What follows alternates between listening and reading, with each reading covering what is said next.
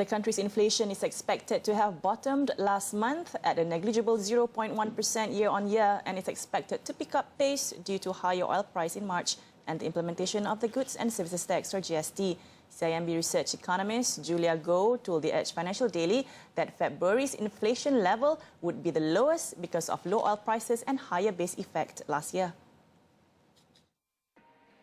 In February 2015, the Consumer Price Index, or CPI, stood at 109.9 points compared with 109.8 a year ago. Goh said higher fuel prices in March would stimulate the CPI for the month, while April's reading is expected to be driven by GST-led inflation. JF Apex research economist Nur Shafina Mohamad Zubair concurred, saying she is adjusting her inflation forecast for March to 1% from 1.8%.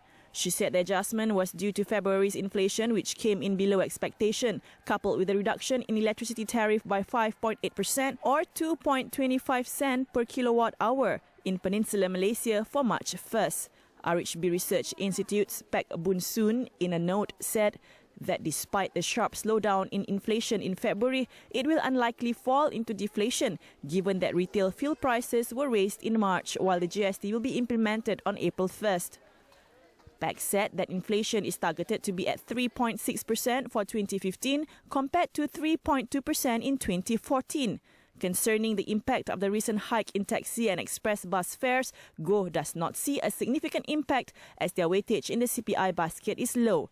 Transport components weightage in the CPI basket is 14.92%.